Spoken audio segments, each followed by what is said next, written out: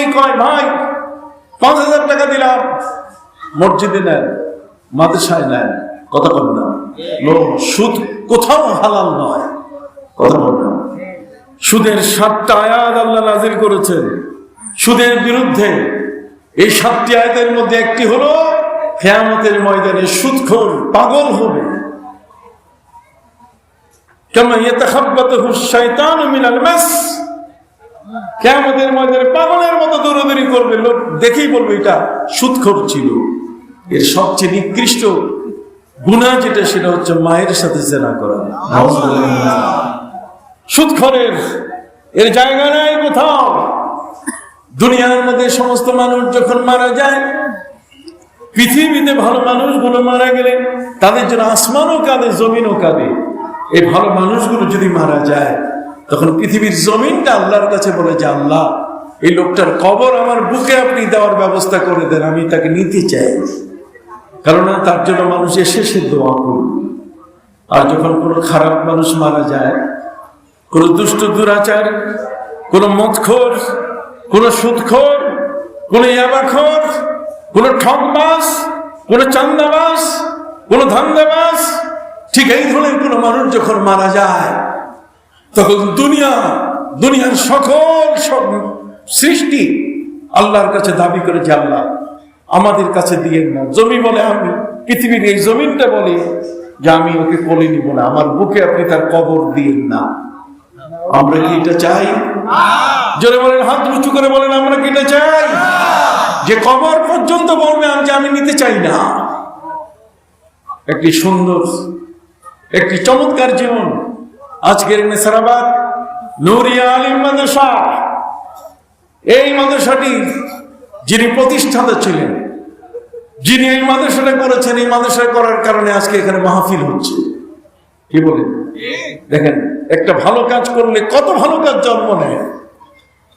একটি ভালো কাজের দ্বারা কত ভালো কাজ জন্ম নেয়, তার একটা উত্তম উদাহরণ আপনাদেরকে শোনাই।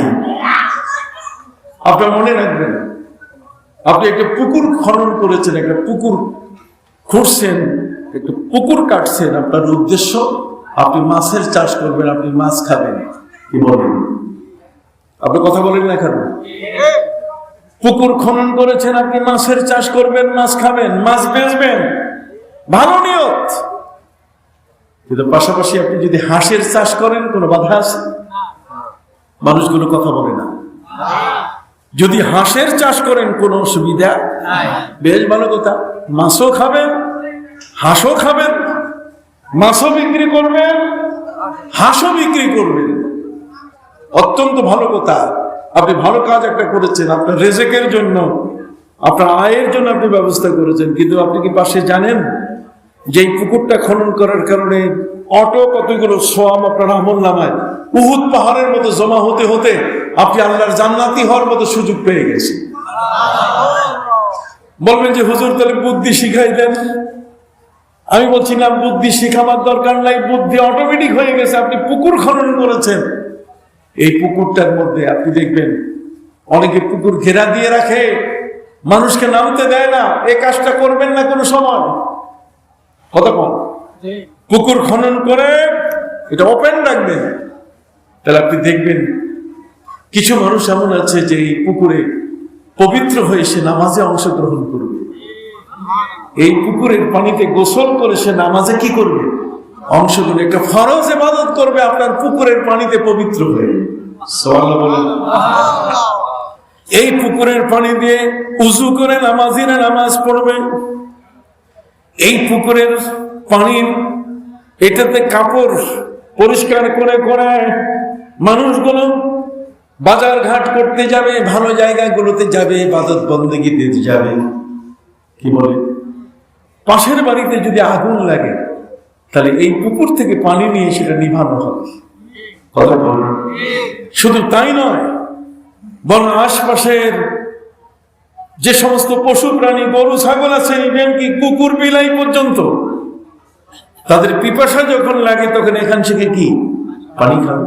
ইভেন কীট পতঙ্গ, পিঁপড়া, অন্যান্য প্রাণী যেগুলোর পিপাসা আছে, যেগুলোর পানি প্রয়োজন, এগুলো তো এখানে মুখ লাগাইয়া কি পানি খাবে। তাহলে আপনি দেখেন তো, এই এতগুলো আয়োজন, আপনি ইচ্ছা করছেন শুধুমাত্র মাছের চাষ করবেন, কি বলেন ঠিক কিনা, হাঁসের চাষ করবেন, কিন্তু তার সাথে সাথে কতগুলো সওয়াবের আয়োজন হয়ে গেল। এখন যদি আপনি নিয়তটা করেন যে আল্লাহ আপনাকে শিখাই দিতে হবে, এই জন্য আমার নবী তিনি এয়ারসেল দিয়েছেন, আমার নবী এটাকে শিখাই দিয়েছেন, এটাকে শুনাই দিয়েছেন যে শোনো, নিয়তুল মুমিনে খায়রুম মিন আমালিহি, নিয়তুল মুমিনে খায়রুম মিন আমালিহি। একজন ব্যক্তি যদি খালি নিয়ত করে কিন্তু আমল হয় নাই, যেমন পুকুর খনন করেছে সে মাছ চাষের জন্য, কিন্তু নিয়ত করছে যদি পাশের বাড়িতে আগুন লাগে তাহলে এখান থেকে পানি নির্বাপনের ব্যবস্থা করবে, কিন্তু বাড়িতে আগুন লাগে নাই, কিয়ামত পর্যন্ত পুকুর আছে। ওই যে নিয়ত করছে, ওই নিয়ত করার কারণে প্রতি মুহূর্তে আগুন লাগলে পানি নিভাইলে যে সওয়াবটা হয়, পানি দিয়ে নিভাইলে যে সওয়াবটা হয়, তার আমল নামায় সওয়াবগুলো শুধু এইভাবে বিকাশের মতো অনলাইনের মধ্যে খালি ঢুকতেই আছে। কিন্তু এই ওয়াজ আপনাকে কে করবে? এই নিয়তের ওয়াজটা আপনাকে কেউ শিখাবে না। এই জন্য আমার নবী বলছেন ইন্নামাল আমালু বিন্নিয়াত। আপনার নিয়ত হলো আমলের মূল বিষয়, পরিকল্পনা। আপনি নিয়ত করেন, আপনি বলুন যে আমি আমার মাছের চাষ, হাঁসের চাষের পাশে আল্লাহ আমার এই পানি দিয়ে একজন নাপাক মানুষ পবিত্র হয়ে সে তোমার ফরজ নামাজ আদায় করবে। আমি এই জন্য আমার পুকুরটা খনন করলাম, আমার পুকুরটা খনন করলাম এ কারণে যে যাতে করে এখানে একদল ব্যক্তি উজু করে যেন তোমার মসজিদে প্রবেশ করে ইবাদত করতে পারে। কথা বলেন, এখান থেকে পানি নিয়ে একদল মানুষ তার কাপড় পরিষ্কার করবে, এখানে আশপাশের গরু ছাগল যারা প্রাণীগুলো আছে এই পুকুরে পানি পান করবে, কীট পতঙ্গ পানি পান করবে। নিয়তুল মুমিনে খায়রুম মিন আমালিহি। আপনি যদি ভালো নিয়ত করেন তাহলে এক নিয়ত করে একবার রাখেন, মৃত্যুর আগ এবং মৃত্যুর পরে, মৃত্যুর পরেও ভালো কাজ করা যায়। আপনি কি জানেন? কথা বল না। মৃত্যুর পরেও একটা হচ্ছে ভালো কাজের সওয়াব আসা, আর একটা হচ্ছে মৃত্যু হওয়ার পরে ভালো কাজ করা যায়। ভাইরা আমার, মৃত্যু এমন একটা জিনিস, মরার পরে ভালো কাজ করার কোনো সুযোগ নেই, কিন্তু তারপরও একজন ব্যক্তি যদি ইচ্ছে করে তাহলে মরার পরও ভালো কাজ করতে পারে। বলবে যে হুজুর কোনো প্রমাণ আছে? অবশ্যই আছে। পবিত্র কোরআন মজিদে আল্লাহ তাআলা এই উদাহরণ সৃষ্টি করে রেখেছেন। সুবহানাল্লাহ। পবিত্র কোরআনে আল্লাহ তাআলা বলছেন, হযরত নবী সুলাইমান আলাইহিস সালাম রাষ্ট্রের ঘরগুলো পরিদর্শন করতে গিয়ে তিনি আসরের নামাজ পড়তে পারেন নাই। হাত্তা তাওয়ারাত বিল হিজাব, সূর্য ডুবে গেছে, নবী সুলাইমান আসর করতে পারেন নাই। আপনারা জানেন আমাদের প্রিয় নবী সাল্লাল্লাহু আলাইহি ওয়াসাল্লামের উসিলায়, আমাদের নবীর কারণে আমরা একটা সুযোগ পেয়েছি যে যদি কোনো কারণে নামাজ সময় মতো পড়তে না পারি তাহলে এটা ফালিউসাল্লিহা ইদা যাকারাহা, যখনই মনে আসবে তখনই কাজা নামাজটা আদায় করে ফেলবো। কথা বলুন, যখনই মনে আসবে তখনই যে নামাজটা পড়তে পারি না এটা আদায় করে নেব। কাজা নামাজ, কাজা এটা আমার নবীর যুগে আসছে। আমার নবীর আগে 1,24,000 অথবা 2,24,000 নবী এবং রসুল কারো জন্য, তাদের উম্মতের জন্য নামাজ কাজা করার কোনো উপায় ছিল না। কথা বুঝতে পারছেন? সরাসরি তার আসামি হয়ে যেতেন। আপনি জানেন আমার নবীর আগে 4 ওয়াক্তের নামাজ ফরজ ছিল। ঈশার নামাজ আমার নবীর যুগে হয়েছে। আমার নবীর আগে কোন নবীর যুগে ঈশার নামাজ ফরজ ছিল না। সম্মানিত সুধী, প্রিয় নবী সাল্লাল্লাহু আলাইহি ওয়াসাল্লাম এই জগতের মধ্যে তিনি আমাদের জন্য যতগুলো ফ্যাসিলিটির ব্যবস্থা করেছেন, হায়াত কম কিন্তু অল্প করলে লাভ বেশি। লাইলাতুল কদরে খায়রুম মিন আলফি শাহর, কদরের একটা রাত ইবাদত করবেন, 83 বছর 3 মাস অথবা 4 মাসের সব আপনার আমলনামায় যোগ হয়ে যাবে। শবে বরাত, বরাতের রাতে, শবে বরাতে আপনি যদি সারা রাত ইবাদত করেন তাহলে সেই সারা রাত ইবাদতের মধ্যে চোখের পানিতে আল্লাহ পাক রব্বুল আলামিন আপনার প্রতি খুশি হয়ে তিনি আগামী বছরের যে হিসাব নিকাশ সেটা তিনি হালকা করে দেবেন। কতক্ষণ মৌলবীরা তো এখন সবে বরাত উঠাই দিচ্ছে।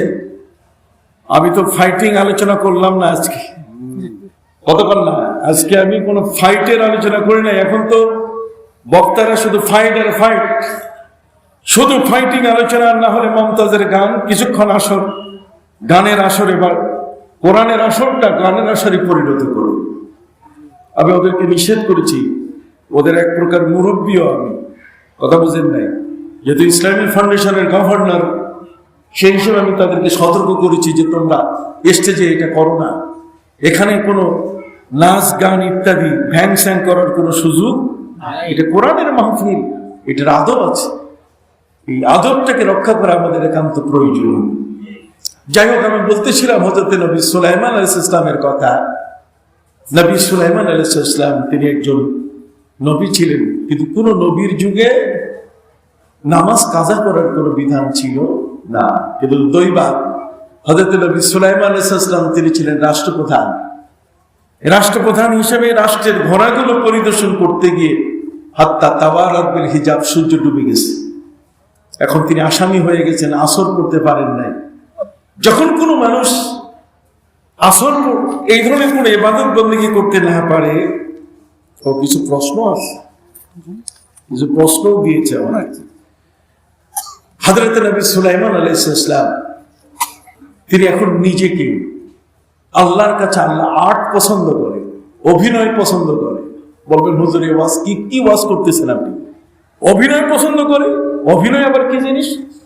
অভিনয় হচ্ছে, আমার নবী বলেছেন ফাইল্লাম তাবকু ফাতাবাকু, যদি আল্লাহর কাছে চাইতে গিয়ে যদি তুমি কাঁদতে না পারো তাহলে কান্নার ভান করো, অভিনয় করো কান্নার। কথা বলেন, অভিনয় করো কি? কান্নার। এই জন্য আল্লাহ কখনো কখনো অভিনয়কেও পছন্দ করেন। হযরত জাকারিয়া আলাইহিস সালাম তিনি অভিনয় করেছিলেন। তিনি হাতের জামার হাতা গুটিয়ে মাথার পাগড়ি খুলে আল্লাহর কাছে সন্তান চেয়েছেন। রব্বি ইন্নী ওয়াহানাল আযমু মিন্নী ওয়াসতাআলা রাসু শাইবা। আল্লাহ আপনি দেখেন আমার হাড়গুলো বের হয়েছে, আমার হাতে গোশত নাই, আর মাথার চুল সব পেকে গেছে, আমাকে সন্তান দেন, আমার সন্তান প্রয়োজন। আর্ট করছেন, আল্লাহ তাকে দিয়ে দিয়েছেন। হযরত ইয়াহিয়া আলাইহিস সালাম নামে এক সন্তান দিয়ে দিয়েছেন। সুবহানাল্লাহ। হযরত নবী সুলাইমান আলাইহিস সালাম তিনি আর্ট করলেন। আর্ট কি? তোমরা রুদ্দুহা আলাইয়া, তোমরা আমাকে একটা ছুরি দাও, আর সমস্ত ঘোড়াগুলোর সাথে নিয়ে আসো, আমি সবগুলো ফাতাফিকা মাসহাম বিসুকি ওয়াল আদাত, এগুলোর গলা আর পায়ের নলা আমি কেটে দিব, এগুলোকে মেরে ফেলবো। এগুলোর কারণে আমি আসরে নামাজ পড়তে পারি নাই। আমি নবী হিসাবে যদি কিয়ামতের ময়দানে আমাকে আসামির কাঠ গলায় দাঁড় করানো হয়, জগতের সকল নবী বেইজ্জতি হবেন। অতএব আমি এই সমস্ত ঘোড়া মেরে ফেলব। যখনই তিনি ঘোড়াগুলো মেরে ফেললেন, গোটা পৃথিবীতে সমালোচনা। রাষ্ট্রের ঘোড়াগুলো তিনি মারলেন। এই ঘোড়াগুলো যুদ্ধের কাজে লাগে। এই ঘোড়াগুলো ডাকঘর করা, এক জায়গা থেকে আরেক জায়গায় সংবাদ এটাকে প্রেরণের ক্ষেত্রে এই ঘোড়াগুলোর ব্যবহার হয়। এটা জাতীয় গুরুত্বপূর্ণ। এই ঘোড়াগুলো, যুদ্ধের ঘোড়াগুলোকে তিনি মেরে ফেললেন। একজন রাষ্ট্রপ্রধান হয়ে তিনি কি করলেন? গোটা দেশের সমালোচনা। আল্লাহ তাআলা তাকে মেসেজ দিয়ে দিলেন, সুলাইমান যত সমালোচনা হোক, আমি আল্লাহ তোমার উপরে খুশি আছি। তুমি আর্ট করেছ, তুমি ঘোড়াগুলোকে মেরে ফেলেছ শুধু আমাকে খুশি করার জন্য, আর সব মানুষ তোমার উপর অসন্তুষ্ট হয়েছে, কিছু আসে যায় না। যাও, আমি তোমাকে এর বিনিময়ে 4টে জিনিস পুরস্কার দিলাম। তার মধ্যে একটি হলো আমি সূর্যকে আসর করে দিলাম। সূর্যরে তুমি আসর হয়ে যাও আমার সুলাইমানের জন্য। সে ঘোড়াগুলোকে মেরে ফেলেছে শুধু এই কারণে যে এইগুলো পরিদর্শন করার কারণে আসর করতে পারি নাই। আমাদের কোরআনেও আছে, লা তুলহিকুম আমওয়ালুকুম ওয়ালা আওলাদুকুম আন যিকরিল্লাহ। তোমার সন্তান সন্ততি, তোমার এই সম্পদ যেন কখনো আল্লাহর জিকির থেকে তোমাকে বিরত রাখতে না পারে। নবী সুলাইমান আলাইহিস সালামকে আল্লাহ তাআলা বললেন, ঠিক আছে, আমি তোমার জন্য সূর্য আসর করে দিলাম, তুমি আসর নামাজটা আদায় করে নাও, যাতে তুমি যেন কিয়ামতের ময়দানে আসামি না হও। চার্জশিট থেকে আল্লাহ নাম বাদ দেওয়ালেন। এরপরে বাতাস তার অনুগত করে দিলেন। এখন আর ঘোরা প্রয়োজন নাই। ডাক বিভাগ চালু হওয়ার জন্য এখন আর ঘোরার দরকার নাই, বরং সেন্ড করবে, SMS করবে, ইমেল করবে, জিমেল করবে বাতাসের মাধ্যমে। সুবহানাল্লাহ। এর মাধ্যমেই যুদ্ধের সমস্ত কাজ সবগুলো সেরে নেওয়া যাবে। ঠিক অনুরূপভাবে আল্লাহ বলেন যত ইঞ্জিনিয়ার জিন আছে সবগুলো জিন জাতি তোমার অনুগত করে দিলাম, আর যেগুলো সমুদ্রের ডুবুরি এই জিনগুলো এগুলো অনুগত করে দিলাম। নবী সুলাইমান আলাইহিস সালাম তিনি ইঞ্জিনিয়ার জিনদেরকে ডেকে বললেন, তোমরা জানো, জানি আপনি আমাদের লিডার, আপনি আমাদের এখন সর্দার, আপনি যা বলবেন তাই, আপনি নবী। নবী সুলাইমান আলাইহিস সালাম বললেন যে তাহলে তোমরা ইঞ্জিনিয়ার যেহেতু মাটি কাটো আর মসজিদ বানাও বাইতুল মুকাদ্দাস। বাইতুল মুকাদ্দাস বানানো শুরু করেছে লক্ষ লক্ষ কোটি কোটি জিন। কতক্ষণ কেউ মাটি করতেছে, কেউ টাইলস তৈরি করতেছে, এইভাবে নতুন করে বাইতুল মুকাদ্দাস মসজিদ তৈরি হচ্ছে। নবী সুলাইমান তিনি জিনদের দ্বারা মসজিদ তৈরি করছেন। আল্লাহ বলছেন ওয়াশায়াতিনা কুল্লা বান্না। বান্না মানে ইঞ্জিনিয়ার। এই ইঞ্জিনিয়ার জিনদেরকে দিয়ে তিনি মসজিদ বানাচ্ছেন বাইতুল মুকাদ্দাস। এখনো বাইতুল মুকাদ্দাসের কাজ শেষ হতে 1 বছর বাকি। কতদিন? 1 বছর আগে আল্লাহ তাআলা তাকে মেসেজ দিয়ে দিলেন, সুলাইমান তোমার এখন মৃত্যু, তুমি মারা যাবে এখন। নবী সুলাইমান আলাইহিস সালাম তিনি আল্লাহর কাছে বললেন, মাবুদ আমি যদি এখন মারা যাই তাহলে জিন তো শয়তান, ও যদি দেখে যে আমার লাশ মাটিতে পড়ে গেছে তাহলে ওরা সব হাত মুখ ধুয়ে পালাই যাবে, তোমার ঘর হবে না। অতএব তোমার বিধান অনুযায়ী তুমি আমাকে মৃত্যু দাও। নাহনু কদ্দারনা বাইনাকুমুল মাউত ওয়া মা নাহনু বিমাসবুকিন। তুমি যথাসময় মৃত্যু দাও আমিও জানি, কাজে তুমি আমাকে মৃত্যু দাও, কিন্তু মরার পরও আমি তোমার মসজিদটা করে যেতে চাই। আল্লাহ বলছেন কেমনে? তুমি মরার পরে মসজিদ করবে কেমনে? নবী সুলাইমান বলছেন আমি জানি না, আল্লাহ আপনি জানেন, আপনি ব্যবস্থা করবেন। আমি মরার পরে এই মসজিদটা আমি শেষ করতে যেতে চাই। যদি এখন আমার লাশটা মাটিতে পড়ে, জিনরা যদি দেখে যে আমি পড়ে গেছি, আমি নাই, তাহলে ওরা আর বাকি কাজটা করবে না। এর শয়তান, আপনি নিজেই শয়তান বলছেন। ওয়া শায়াতিনা কুল্লা বান্না। কথা বল। আল্লাহ বলছেন তাহলে ঠিক আছে, পলিসি আমি দিচ্ছি, তোমার নিয়ত ভালো, এই জন্য আমি তোমার নিয়তকে আমি সমর্থন করে সহযোগিতা করতেছি। আল্লাহ বলছেন কাঁচের ঘর তুমি তৈরি করো। কাঁচের ঘর তৈরি করলেন নবী সুলাইমান আলাইহিস সালাম। এবার তিনি আল্লাহর নির্দেশ মতে দাঁড়িয়ে গেলেন। আল্লাহ বলছেন তোমার মৃত্যু দিয়ে দিব, কিন্তু একটা লাঠির উপরে ঠেস দিয়ে তুমি দাঁড়াও, আর লাঠির ভিতরে একটা পোকা আমি ঢুকাই দিব। পোকাটাকে আমি বলবো যে 1 বছর পর্যন্ত তুমি কাটতে কাটতে আগে কেটে ফেলো না। যেদিন যেই মুহূর্তে ওই বাইতুল মুকাদ্দাসের সর্বশেষ ইটাটা লাগানো হবে, টাইলসটা সমাপ্ত হবে, ওই দিনই তুমি শেষ অংশটা কেটে দিলে নবী সুলাইমান মাটিতে পড়ে যাবে। পবিত্র কোরআন মাজিদে আল্লাহ বলছেন ফালাম্মা কাদাইনা আলাইহিল মাউত মা দাল্লা আলা মাউতিহি ইল্লা দাব্বাতুল আরদ। তাহলে মৃত্যুর পরও মানুষ ভালোবাস করতে পারে কিনা? নবী সুলাইমান আলাইহিস সালাম 1 বছর দাঁড়িয়েছিলেন, তার মৃতদেহটা 1 বছর দাঁড়ানো ছিল যাতে বাইতুল মুকাদ্দাসের কাজটা শেষ হয়। কোরআন বলছে। তাহলে ভালো কাজে আমরা শরীক হইতে রাজি আছি কিনা? একটু হাত তুলে বলেন রাজি আছি কিনা? এগুলো সব আমাদের উদাহরণ। মহাগ্রন্থ আল কোরআনে একজন মানুষকে মুসলমান বানানোর জন্য, তাকে সুন্দর একটি ভালো মানুষে রূপান্তরিত করার জন্য এই উপমাগুলো হচ্ছে বাস্তব হেদায়েতের ওয়াজ। কথা বল। এই কারণে আমি আপনাদের খেদমতে বিনয়ের সাথে বলতে চাই, ওমান আহসানু কাওলাম মিম্মান দাআ ইলাল্লাহি ওয়া আমিলা সালিহান ওয়া ক্বালা ইন্নানি মিনাল মুসলিমিন। এটা ফিনিশিং। আপনি যে নিজেকে মুসলমান বলবেন তার আগে 2টা জিনিস, একটা হলো মানুষকে আল্লাহর পথে আনতে হবে এবং নিজেও সে কাজটা করতে হবে। আপনি নামাজের জন্য ডাকলেন, নিজে নামাজ পড়েন না। আপনি রোজার জন্য ডাকতেছেন, নিজে রোজা করেন না। আপনি ভালো কাজের জন্য ডাকতেছেন, নিজে ভালো মানুষ না, তাহলে কিন্তু হবে না। কাজেই আজকের এই মুহূর্তে আমাকে বিশেষ প্রয়োজনে যেতে হচ্ছে।